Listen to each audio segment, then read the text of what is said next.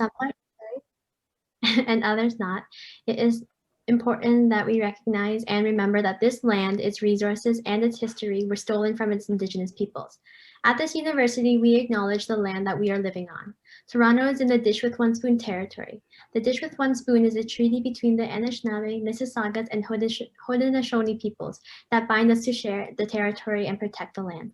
Subsequent indigenous nations and peoples, Europeans, and all newcomers have been invited into this treaty in the spirit of peace, friendship, and respect. The Eagle staff gifted Ryerson as the highest flying flag, acknowledging that acknowledging that this university's commitment to truth and reconciliation and its continued efforts towards indigenizing space and learning. The dish, or sometimes it is called the bowl, represents what is now Southern Ontario, from the Great Lakes to Quebec and from Lake Simcoe into the United States. We all eat out of the dish, all of us that share this territory with only one spoon. This means we have to share this responsibility of ensuring that that dish is never empty, which includes taking care of the land and the creatures we share it with. It is important for us to acknowledge that our opportunity to come here today and to share space with one another is a result of a long legacy of colonialism. Colonialism which continues to impact the lives of many Indigenous peoples and communities across Canada today. Colonialism that we, as settlers, continue to benefit from. Land acknowledgements can be uncomfortable and unsettling as they encourage us to reflect and be critical of our Canadian history, but land acknowledgements alone are merely an invitation to acknowledge ourselves in relation to this history, an invitation to acknowledge how we perpetrate this history, and an invitation to acknowledge how we can contribute to a changing history. And so, with this land acknowledgement, I encourage and remind myself and everyone here today to reflect and honor the truths and paths of the land on which we sit.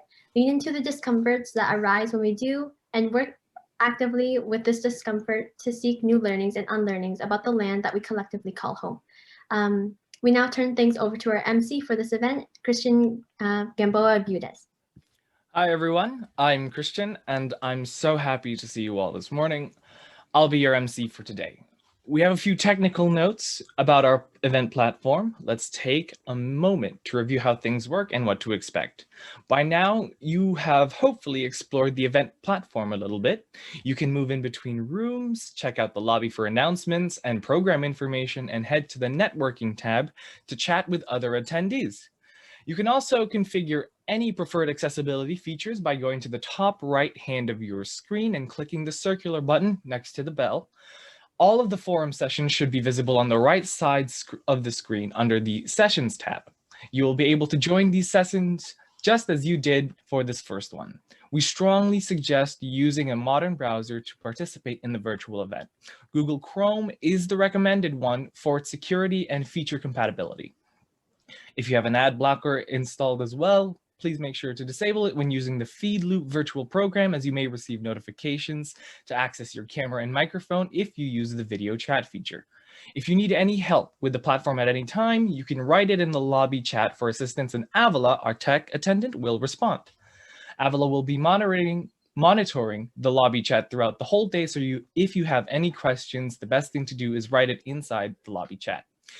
In the meantime, we want to encourage you and everyone to tweet, post, blog, vlog, TikTok, or otherwise bring this conversation into the social media sphere using the hashtag #RUDemocracy. We'll be following along and look forward to chatting with all of you. We have a lot of incredible things planned for you, beginning with a plenary session, a plenary conversation with Clarissa and Tony, hosted by my collaborator and mentor, John, the founder of the Democratic Engagement Exchange in the Faculty of Arts. John's pronouns are he and him, Clarissa, and Tony's are she and her. Over to you, John. Great. Thank you very much, Christian, and thank you to everyone for joining us today. This has been a challenging year on so many fronts. The pandemic has exposed the deep inequalities that exist in our communities and the value and importance of a resilient democracy where we all can have a voice. At the Exchange, we are committed to bringing together leading scholars, community leaders, and dedicated public servants who share a deep commitment to building a vibrant and inclusive democracy in Canada. And we do this recognizing that we're not there, right? We have a long way to go. And for too many people, the promise of democracy, the promise that we have a voice in shaping our future and shaping our communities is not a reality. And that's true here at Ryerson, and it's true in Toronto, and it's true across Canada and around the world. And so we are really grateful for everyone who is here joining another virtual event to make a difference and help to build a truly vibrant and inclusive democracy. And it's also why I am so pleased to welcome Clarissa Unger and Tony DeMello to our opening session today. Clarissa leads the Student Vote Coalition, an organization that is transforming campus-based democratic engagement in the United States. And what I love about the work of Student Lead, Student Vote is the powerful combination of rigor, relentless determination, and sort of joyous fun that they bring to everything that they do. And in just 5 years, they brought over 2,000 schools in 50 states into their coalition. The Student Learn, Student Vote organizing guide served as a blueprint for this conference, and we look to them as a model for what may be possible for us here in Canada. I will let Clarissa share more about how Student Learn, Student Vote has achieved this success. But before I do that, I want to welcome Tony DeMello. Tony is a rock star, just straight up. And with a list of accomplishments that's both inspiring and quite daunting, actually. Most recently, Tony has served as the Director of Human Rights at Ryerson and now serves as the Dean of Students in Ryerson's new law school. She has degrees from McGill, University of Toronto, Princeton, and University of Waterloo. She founded 2 NGOs, worked for the United Nations Commission for Refugees around the world, and in her spare time, she has worked to encourage participation in our democracy on both sides of the border, included time working on President Obama's presidential campaign. I could keep going, but I'll stop and turn it over to Clarissa, who will provide an overview of her work before joining a conversation with Tony and then opening it up to questions with you. Please note that this session, that your cameras and audio will be turned off. There will be an audience Q&A towards the end of the session, and you will see at the bottom, at the top of the video player that you have an engage button. You click on engage to submit any questions you have for our speakers there. All right, over to you, Clarissa. Thank you. Great. Thank you so much, John. I'm just going to share my screen here. Oh, I don't have the ability to. Oh, all right, Ashley, can you turn now, Clarissa, sorry. Oh, great, no worries. Okay. There we go. Great. Right. Okay. Well, thank you again so much, John. It is really an honor to be here with you all today and to help kick off the Revitalizing Democracy Forum. As John mentioned, my name is Clarissa Unger, and I'm the co-founder and director of the Students Learn, Students Vote Coalition, the largest nonpartisan network in the United States dedicated to increasing college student participation in elections. And while it's been truly a joy to work with the Democratic Engagement Exchange at Ryerson over the course of the last few years, I've been working in student voting for longer than I'd like to admit, just about 15 years. When I was an undergrad, I served as the Kansas State Director for Students for Barack Obama. So it sounds like Tony and I have something in common. And while in that role, I oversaw multiple campus chapters across the state, helping to elect then Senator Barack Obama. After 2 stints in Washington, D.C. and grad school in Ireland, I ended up back at my alma mater, the University of Kansas, working at their Institute of Politics. And while there, I became frustrated seeing how little campuses did to effectively register and turn out students to vote, even though in the United States, they're required to, by the Federal Higher Education Act, to provide voter registration for their students. And nearly all colleges and universities claim that part of their mission is to educate and graduate active citizens. This seemed like a wasted opportunity considering the systems and processes that colleges and universities have in place to reach every student. So knowing the great potential of college student voters, if effectively invited into the process, In February of 2016, we launched the SLSV Coalition with the founding premise that we should be working with colleges and universities to do this work and not just operating on college campuses. And as John mentioned, 5 years later, the coalition is comprised of nearly 400 nonpartisan organizations working with over 2,000 campuses, which is about half the number of the colleges and universities in the United States. And we currently manage the coalition with a team of 9. Our ultimate vision is for every college student to have easy and equal access to participate in every election as facilitated and encouraged by their institution of higher education. And to do this, we provide funding, resources, connections, and strategic direction to partners around the country who are working to empower young people to participate actively in our democracy. And we're the anchor organization for several national programs working to address specific areas of student voter engagement. But as we all know, the 2020 election put our team and our coalition to the ultimate test, navigating unprecedented circumstances that fundamentally changed how we were able to connect with and empower young voters. In the US, the coronavirus pandemic has claimed more than 530,000 lives, and at various times in 2020 was spreading largely uncontrolled through different regions, making physical gatherings either impossible or prohibitively dangerous, and in some cases, canceling all in-person campus operations. As John also mentioned, the pandemic did also exacerbate longstanding injustices and inequities, disproportionately affecting the US's Black and Brown communities who stood at the front lines and at the same time were subject to harrowing injustices at the hands of government institutions.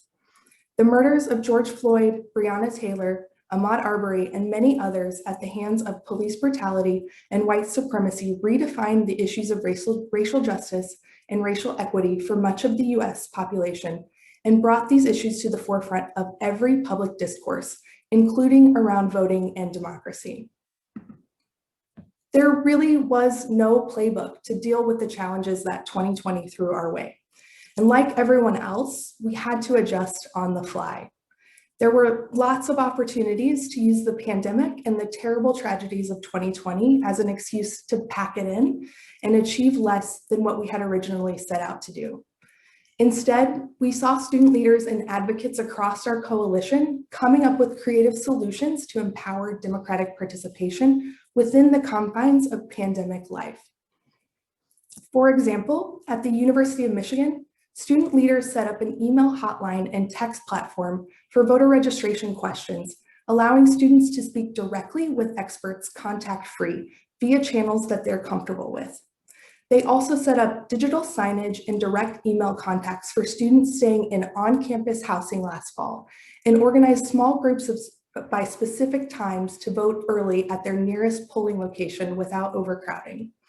In all, their campus strategies reached an estimated 15,000 students, all in a safe and distanced manner.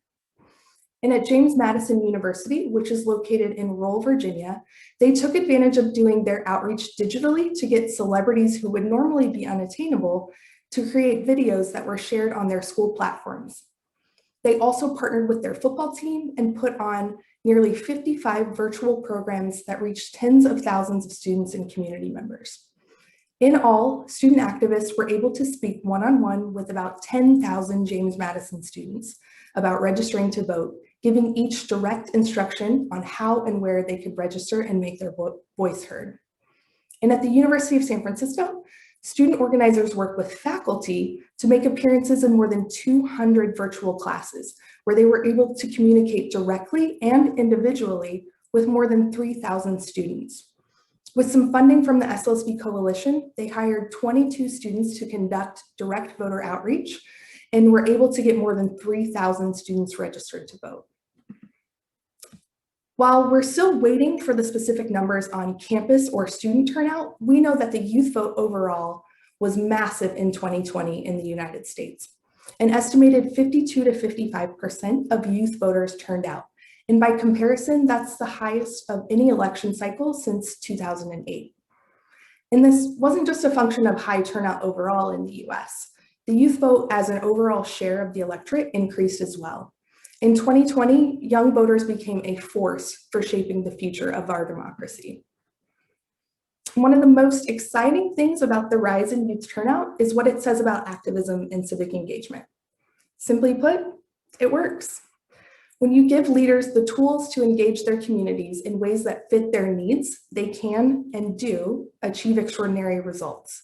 And when you show young people that they have agency and give them the tools to act, they show up in a big way. Today's youngest generations are among the most educated, engaged, and savvy in history. And you all have more potential reach and more potential influence at your fingertips than young people ever have before. If you push for it, you can create massive transformational change. We're just beginning to see that in the US, and you can make it happen in Canada too. Thank you all again for inviting me here today, and I look forward to the rest of the discussion.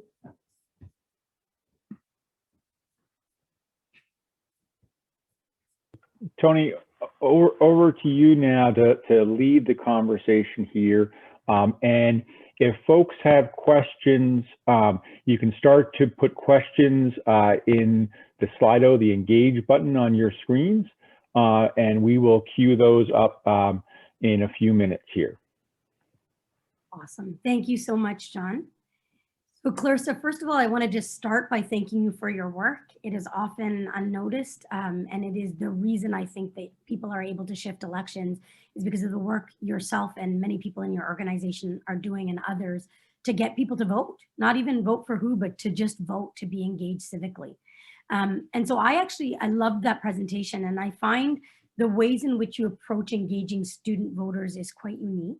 So how did you institutionalize this on campus? So working on a university campus in Canada, and I know there's going to be differences we're going to talk about today between the US and Canada, but having worked in the US, I think we have a lot to learn from some of the activism that you're talking about.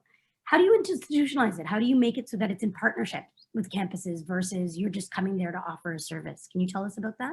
Yeah, absolutely. And I think it's so important. I feel like we've cracked this secret code, so I'm happy to share it with you all. As you well know, colleges and universities have very unique access to young people during some of the most formative times of their lives. They have structures and processes in place that already and frequently reach every student. So when we think about campus orientations or first year seminars that reach all freshman students, our work really centers on working with colleges and universities to integrate voter engagement. And when I say that, I mean everything in our case from voter registration to voter education to voter mobilization and ensuring that students have access to the voting process. And we think about putting all of those into those systems and processes that already happen on these institutions. And so we work on providing the resources and tools that campuses will need to be successful in their own institutional context, but that starts with implementing our model for institutionalization, of which we refer to as the SLSV checklist, which is a 4-step process that includes designating a leader, building a diverse and equitable coalition, because none of us can do this work alone, making data-informed decisions, developing and implementing an action plan, and then continually assessing and iterating on that work, because we know that impacting change and graduating students into voters is not going to just happen overnight or in one election cycle, and it takes strategic, committed, and ongoing efforts. And so my question, we have a follow-up for that, which is, so how do you designate the leader? Are you going through campuses? So I'm in the administration and we do have access to students, but I will also say sometimes it's difficult to know how to reach all of the students, or students are overwhelmed with how many ways we access them. When you're designating a leader, is it a student leader? Is it an administrative leader? Is it both? And I'm going to get to the equity stuff in a second, but I think that I'd love to start there. Yeah, absolutely. It's a great question. And it's one that we get a lot too. And honestly, we really see that most of the most effective folks on campus are the ones that self-designate themselves. So it really doesn't matter if it's a campus administrator, a student that's very involved, a faculty member. It really just needs to be someone on campus who is really very engaged and passionate about doing this work. It's really helpful if there is a campus administrator or faculty member who's involved, and so that they can really sort of unlock some of those doors that students might need help with sometimes on campuses. But we really also encourage this to be very much student-led and student-driven, so that building those equitable coalitions are really important. Yeah. And what I find is the second thing you talked about was making sure it was diverse and equitable. And I think about who's engaged in this kind of work. I think about students that are often not tapped on and not sort of don't even know to self-select because they're not in the circles or haven't sort of come up with doing this work. And so how do you kind of ensure that you're going to have diverse and equitable representation? And if I can add to that, as I thought about sort of the shift this year, you know, work that's been done around anti-Black racism, anti-Asian racism, anti-Indigenous racism, that has been done for, you know, decades and decades by grassroots organizations has been largely ignored by our institutions. And institutions have been quite complicit in not only disengaging racialized Black and Indigenous folks, but sometimes, you know, ensuring that those people aren't participating. And so how do you counter that and do it in a way, how does your organization think about that and work with students in a way that that's meaningful? Yeah, absolutely. Well, I'll start by just sharing how we at the SLSV sort of look at that broadly and then kind of hone in on the campus specific level. So for us, building an equitable democracy really starts with supporting campuses equitably. So we focus on understanding the specific needs of each campus, as I mentioned, and providing them with the resources that they need to meet their version of success. And this approach shows up tangibly in the places that we specifically redirect funding to, with community colleges and minority serving institutions always being at the top of our priority list. And we do that to try to make sure that underrepresented students have access and the power that they need to confidently participate in our democracy. So, and then further than that, we really try to incorporate a racial justice lens throughout all of our work to ensure that students of all races and ethnicities are welcomed and actively encouraged to participate in our democracy. And that comes from creating content that helps to achieve voter parity across racial and ethnic groups, to subsidizing efforts that lead to the diversification of leadership across campus and community civic engagement spaces.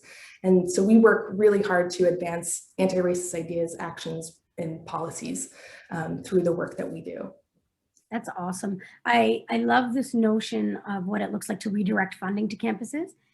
Are you able to give just an example or two of what you would be subsidizing? Because I think that action work, you know, to do the support work for these students, that, you know, adding more stuff to their plates, especially when I'm thinking of racialized students, but I'm also thinking of students that are from lower socioeconomic statuses, students with disabilities, queer students, trans students, students that sometimes, you know, are facing a variety of different obstacles that might make it difficult to engage even if you welcome them. So what are you subsidizing? Yeah, absolutely. So, and I'll just mention in 2020, we subsidized, or we re-granted out about $1.7 million to campuses directly and to our coalition partners. And those different grants looked a little bit different on a number of campuses. But one example I'll give is that we have a program that's called Ask Every Student, which really hones in on how do we integrate specifically those voter registration processes that reach every student on a campus. And through that program, we also did work with a number of nonprofit partner organizations. One of them I'll just mention is called Aliento. It's an organization that is led by undocumented students in Arizona. They use that funding to pay students so that students who are interested in this work didn't have to have this just be something extra that they did, but they use this as student stipends so that they could engage students and engage their peers. It's amazing. And what it also does is help those folks have a source of income that can help with it, right? And doing stuff that's meaningful. Thank you for that. I really appreciate it. The other thing I love about this model, and I think something we can learn from the US, is this ability to go in and do hyper-local kind of work.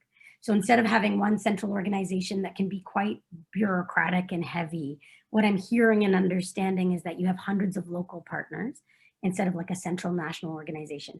My guess is this is also challenging, having done that, and you're trying to make sure people have a say and every campus is different.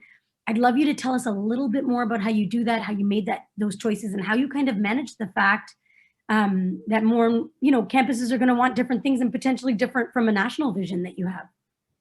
Yeah, it is. I mean, it is challenging, but it also, I think, leads to the effectiveness of this approach as well. We know that there's not one blanket solution that's going to work on every campus. So we really start with the premise that is grounded in trust instead of transactional in nature, right? So local leaders know their campus best. They are the ones who are most committed to their specific place in their communities, and they have access to local social networks that are best positioned and honestly also most culturally equipped to drive that dramatic change and sustainable increases in voting participation, learning, and growth over time. So again, as I mentioned, we really focus all of our efforts on making sure that they have what they need to be successful in their own campus, in their own community context as well, which can be a little bit difficult, but in the long run, we've seen here over the course of the last 5 years, it's much more effective than having one strategy blanket across the country, trying to make it fit everywhere. That doesn't work. That's powerful. So now I have a question, but it's going to come with a tiny story, which is I did a paper when I was in graduate school in the US about how to get more people to vote. So how do you make it electronic? A lot of people live very far from where they have to vote, work far from where they're voting, which is at home. So can they vote where they work? Many people commute, right? Not everybody gets 3 hours off, all of these. How do you encourage people to vote? And I spent all this time looking at ways we could get people engaged, which is, I know, your life's calling. And then one day I was with my parents, we're in the car, and I see a lineup going blocks and blocks and blocks of just people. So I run out to be like, what is it? What's going on here? And people were like, a Game of Thrones person is here, and we've been waiting for 7 hours, right? And I was like, what's Game of Thrones? And then they never talked to me again. Fair enough. The reason I'm mentioning that is it really struck me. What I remembered was when in South Africa, the general population had a right to vote. Black folks in South Africa were barred from voting in their own country through apartheid and segregation. And I remember those lines where you just saw people lining up for hours and hours. And in fact, we saw this in the US election this year, which was so atrocious that people were barred from voting for systemic reasons. But when I saw this lineup of people waiting for some Game of Thrones somebody, I know I'm losing fans right now, I realized, like, what is it that make people line up all night for a movie or for the new Air Jordans, and our students as well, right, for tickets to something? Well, we can't get people to have that kind of enthusiasm and lining up for voting. And I'm among them, by the way. So I was like trying to ask myself that. And so what I want to understand is, how do you get this turnout? And how do you actually measure the turnout to know, like, they're coming out and they're coming out because of you and because of the work you've done? It's something that I've really struggled. How do we get people to care? Yeah, well, that's a great question. I think, honestly, one of the ways that we've seen that's most effective in getting young people to care about voting and care about the process is to show them that they can be a part in it and that they can have a say and they can be a part of the solution. And whether that ends up being them having voted for a candidate that wins or seeing a policy pass that's something that they have been pushing for, we really just have to invite them in and let them see all of the different ways that they can participate in our democratic process. And that, like I mentioned, includes voting, but includes lots of other things as well. To your point about how we measure it, we are really lucky in the US that we get to partner with the Institute for Democracy in Higher Education, which is an applied research center out of Tisch College at Tufts University. They produce, after every federal election, what's called the National Study of Learning, Voting, and Engagement.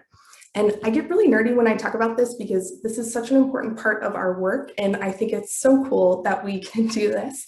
So free of charge, IDHE provides for about 1,200 participating campuses a readout after every federal election, as I mentioned, of their campus student registration and voting rate, with important breakdowns like area of study, voting method, race and ethnicity.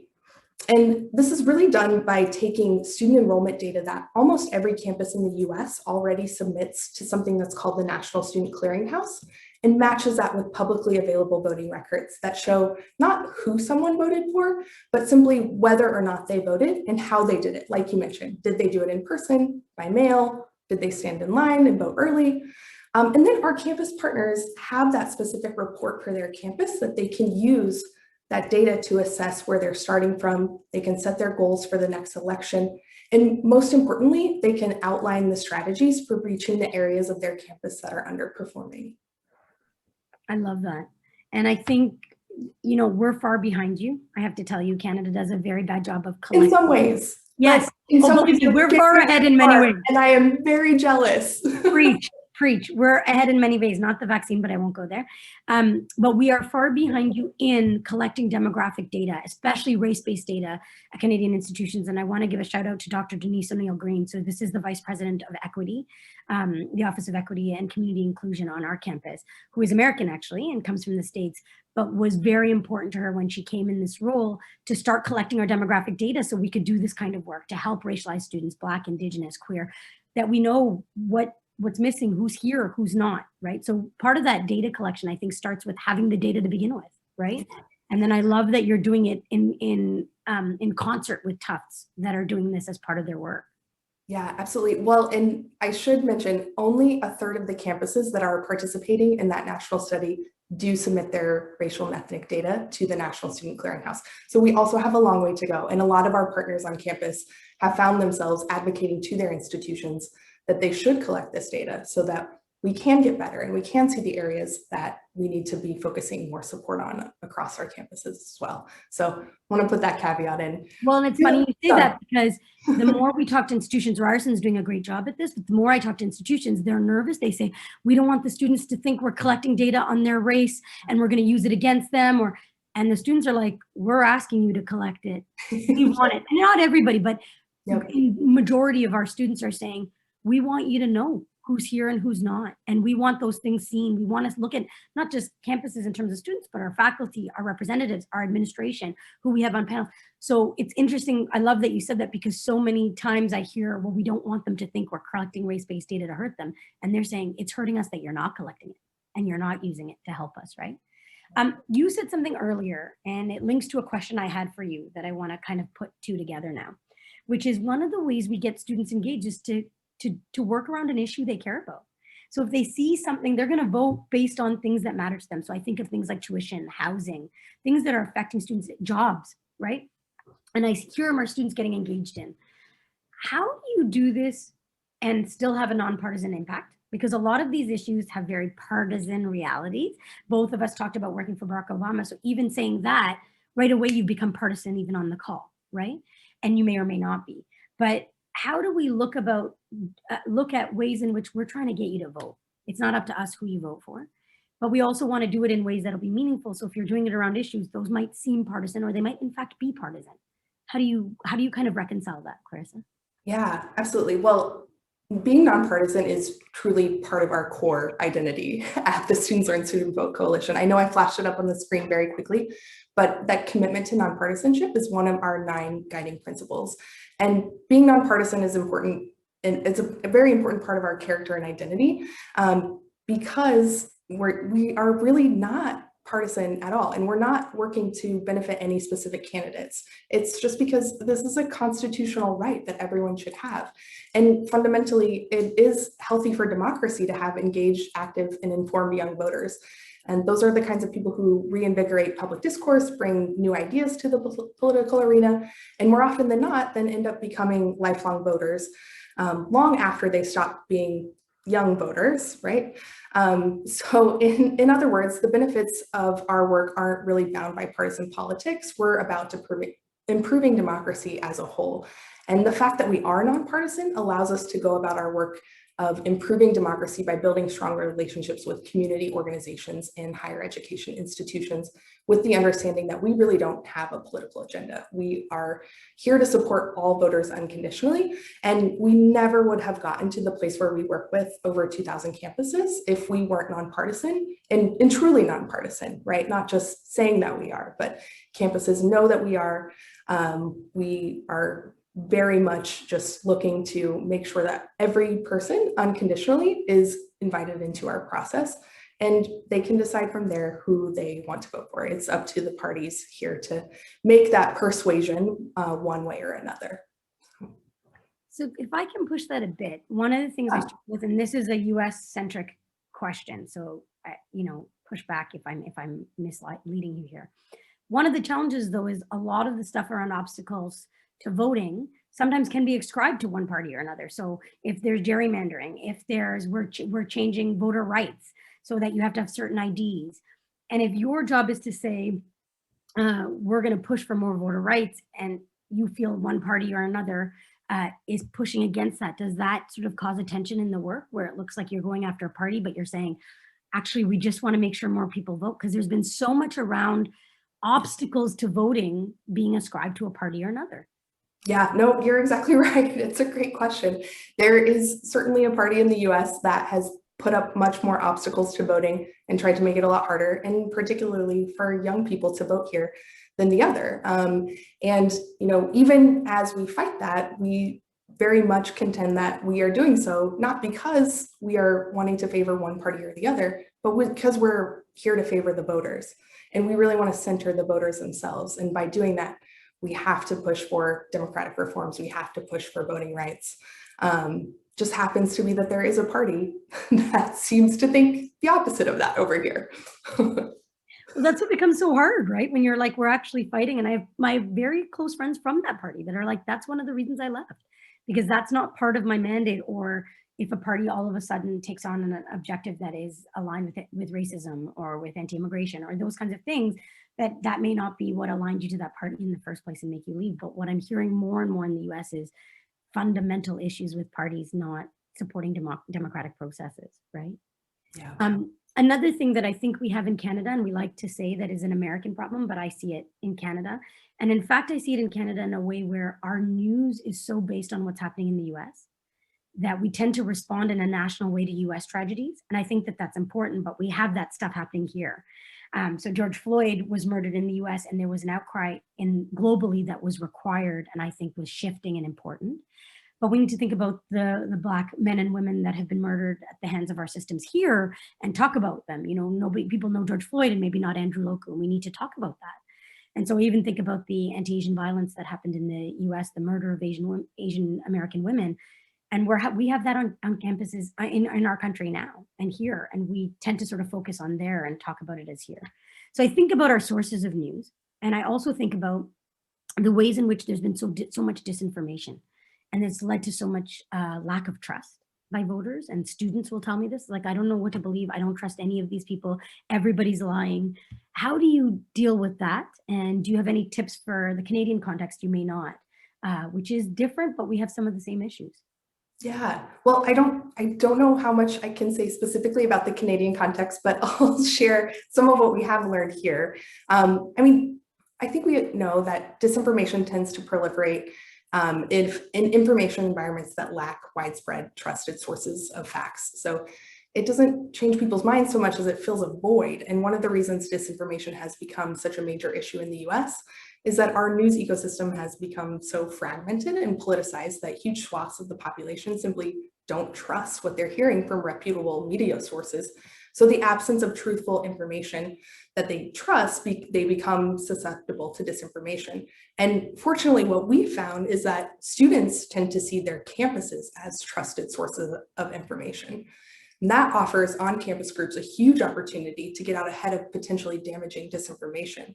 So the key is to make your information accurate, consistent, widespread, and accessible, and answer basic questions like, where should students vote? What's the best way to vote? Like, will their registration residence affect their financial aid? That's a question that comes up in the US a lot. And not just to answer these questions, but to make sure that everyone on your campus knows where they can go to find answers when they need them, and so that they don't stray to sources that might not be accurate. And one of the things that we did, that we launched last year that we're really proud of in collaboration with a bunch of our different coalition partners, was something called National Voter Education Week, for exactly that purpose. One of the best ways to get people's attention is to create an event or something that offers a concrete time and place through which they can get information. Thank you so much. That's really helpful. I really enjoyed this, and now we want to move to some audience questions. So I'm going to ask John Beebe if you can share some of the questions we have from our listeners and viewers. Okay, so we're getting questions both through the Slido Engage and also through the Q&A here, but I think I can toggle back and forth between those. But the first question, I think, really gets to a fundamental one about students. Students self-select out of democratic activities because they think it's not for them, right? How do you foster a sense of belonging and ownership among young people? And I love the way that sense of both belonging and ownership, which isn't a technical issue. It's really a much more fundamental. And how have you done that and seen people do that successfully? Yeah, well, one of the things that I'll just say is, regardless of whether you're a student in the US or a student in Canada, students are most oftentimes new voters. And so they experience ambiguity and uncertainty about the electoral process. And they often cite what are really psychological and knowledge barriers about not knowing enough about the candidates or issues as reasons for shying away from voting, and leading them to determine that maybe it's best that I just sit this out rather than make a mistake. And so again, just as I was mentioning, some of those educational opportunities are just so incredibly important. And what we found is it's just really important to invite students and young people into the process. In the US, we don't really have a great way of doing that. Once people turn 18, they can register to vote, but they have to sort of figure it out. And it's also for students, sometimes at a difficult and challenging time as they're going off to college, maybe not in the same place what they consider their permanent home. So they have to weigh those different options. So really, again, just making, as John, you mentioned earlier, we try to make it fun and celebratory to participate in democracy, really just inviting students in to be a part of it. That invitation in is so key. The next question is around the ever increasing voter suppression efforts and how you deal with, navigate it as a nonpartisan organization and how that has impacted your efforts to enable students to vote. And I just will do a little public service announcement here and encourage folks who care about this, because it's a critical issue, to join us in our next seminar session with Elections Ontario and Elections Canada, because we have lots of work to do here in Canada, but we're really lucky that our election management bodies are really allies and have, to the extent of actually setting up special polling locations on campuses ahead of elections to make it easier for students to vote. And we have automatic voter registration, lots of other pieces. But I think that this idea of voter suppression, which we hear a lot of coming out of the States, is an important topic. So I wanted to give you a chance to address that. Yeah, absolutely. Well, kind of building on a little bit of what I shared earlier, we don't see the right to vote as being partisan. That is not our view. Everyone has the right to vote. So we are fighting for and advocating for people's right to do what is clearly written in the Constitution that they can do. We don't see that as partisan. There's something else I was going to mention on that. And how is it, I guess, impacted like your work, and how do you see that showing up on, like, do you see students getting galvanized by that, or do you feel people getting turned off by the voter suppression efforts? That's a good question. I think it is probably a little bit of both. So just to name a couple specific student voter suppression tactics that we see in the United States. Some states require a voter ID in order for folks to actually come in and cast their ballot. Now, there's a really easy way if you want to basically just knock students out of that, to define what can be voter IDs and not include student IDs, even if they're publicly issued by state institutions. That's a clean-cut way to just say, we're going to make it harder for students and young people to vote. We see that happen in a number of places. You also mentioned on-campus polling locations. In 2020, we worked with MTV, our partners at the Alliance for Youth Organizing, and the Campus Vote Project to start a program called +1 the Polls. It still is not the case that a lot of polling sites are held on college campuses, which we think is a little crazy, because you want to have polling sites where there are large numbers of people, and where there are large numbers of people, college campuses. And so through that program in particular, we worked with 44 students specifically across the country on a number of different campuses who were working and advocating their local elections officials to try to put polling sites on their campuses.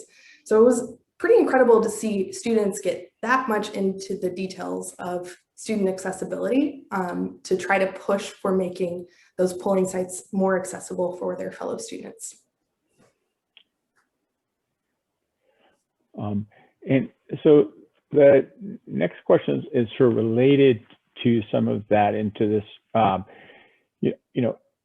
and while we certainly at the Democratic Engagement Exchange and Amplify, we share a nonpartisan approach that is determined that voting is not a partisan issue. We also don't think that, being equity seeking and ensuring that there's equitable access to polling and to power is also not a partisan issue. But it's inescapable at times when political parties can make some of these issues partisan issues by actively espousing anti-democratic, programs and approaches. And so how do you navigate that space?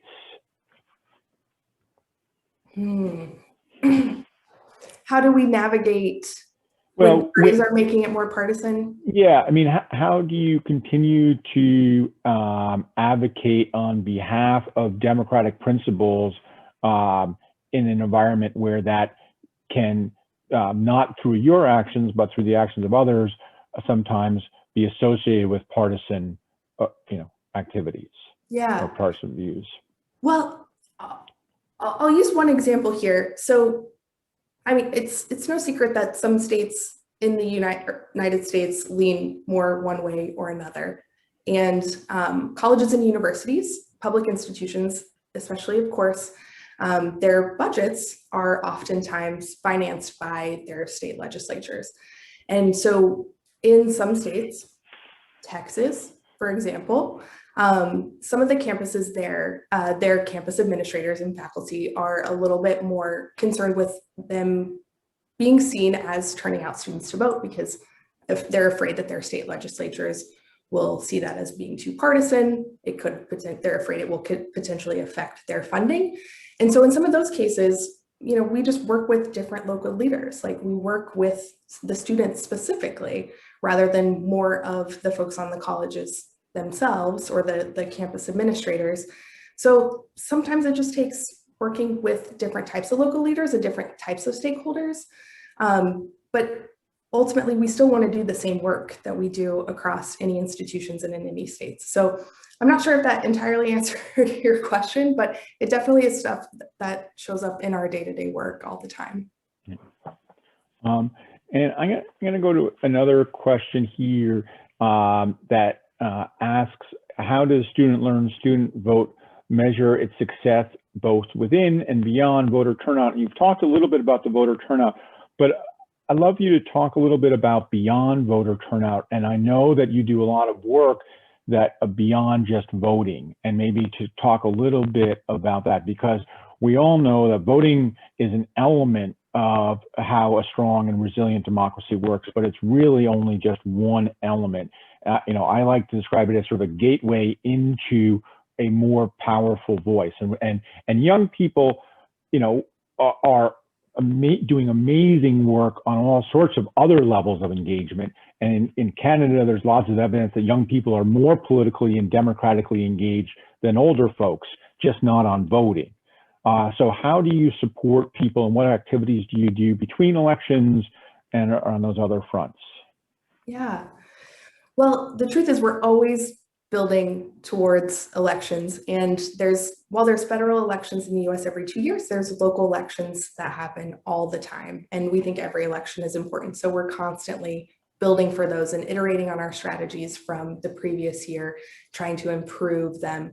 I will say, if you visit our website and go to slsvcoalition.org, we have detailed out under the About page a whole set of goals for our coalition that we have as ways to measure our success beyond just those top line national student registration and turnout rates.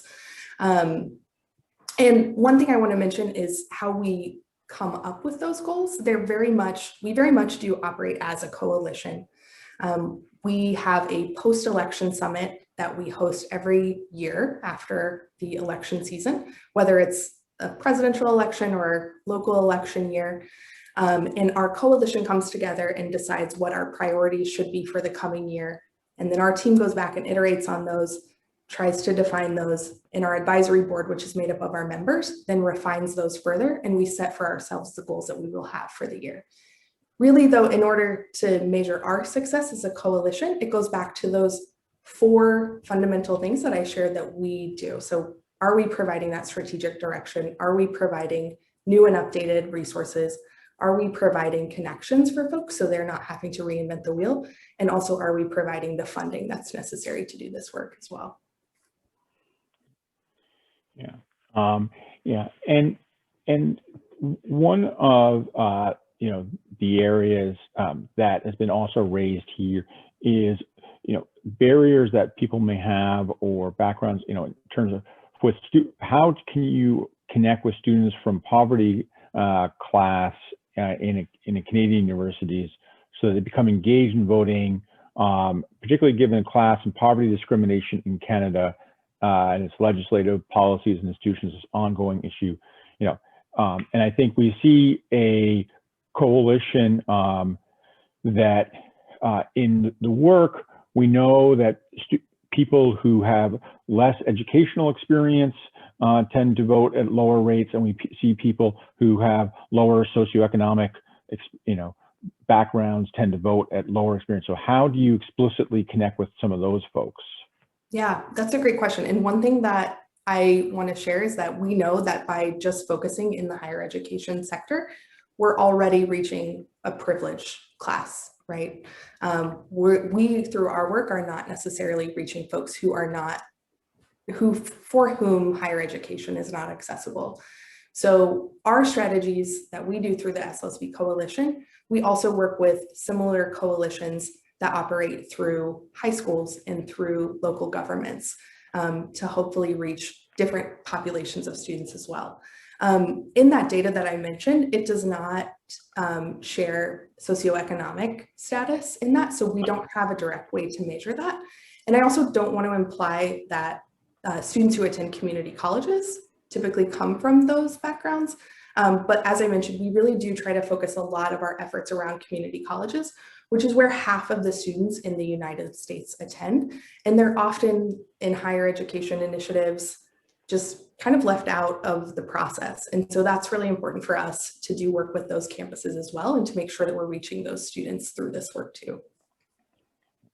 And I think we're getting close to wrapping here. But important question, and one that certainly I will admit to struggling with is, where does Student Learn, Student Vote get its funding? And, are there comparable sources in Canada? And, and I don't, Tony, if you want to jump in on that also, because, it is, we do not have the same history of nonpartisan voter engagement as there is in the U.S. for lots of in some ways difficult or in other ways better reasons. But yeah, love to hear more about that piece. Yeah, absolutely. So we get our funding from a mix of different places. Primarily, we get a lot from civic engagement foundations that are just generally interested in increasing civic engagement in our country, as well as foundations in the US that typically support efforts in the higher education space. So maybe not even typically in civic engagement, but they see this as potentially tied to student success and retention, which is something we're still exploring to see whether or not there really is that tie. But then we also do get our funding from a number of individual donors as well. So it's a bit of a mix. And Tony, did you want to talk about that? Yeah. I don't know enough about funding, but what I'll say is it is a huge challenge. So I know, Samara Foundation does some great work around awareness, but actually engaging students in voting and civic action. And then Civic Action in Toronto is doing some great work as well. But this direct model, especially when I was hearing Clarissa say, we have $1.7 million being directed at school campuses to do this work. We don't have these kinds of efforts. We have small chapters around the country that students, create on their own and do that activist work. But to have a centralized organization, I haven't seen that happen, not even close to the rates of Students Learn, Student Vote. But I think we're far from there. Well, and I will just say it's taken us a while to get to the point where we could give out $1.7 million, which is like one of the things that we're most proud of about 2020. In the past, we've distributed anywhere from $400,000 to $700,000. It's all helpful, but we've really made a point to make the case that as people are getting interested in elections and individual donors are getting interested in elections, they shouldn't just give millions of dollars to the candidates. But if we can redirect some to nonpartisan efforts like these as well, it's incredibly important and can really probably go a lot farther than buying political ads on television. Right. And for us, it's things like people will support a cause that's linked to a party, which I know you also have. And so give funding to that, or it funnels through that. And so something to think about, because that can be helpful, but also super dangerous and much more create more partisan divide. Yeah, and I appreciate that, and part of my job today is to be timekeeper. It is 10 o'clock, and we have our next seminars are starting at 10:05. So I have to thank you both very, very much for kicking off with an amazing conversation, lots to inspire and digest, and there's more questions that we didn't get to, but hopefully we'll have a chance to get to those in other formats.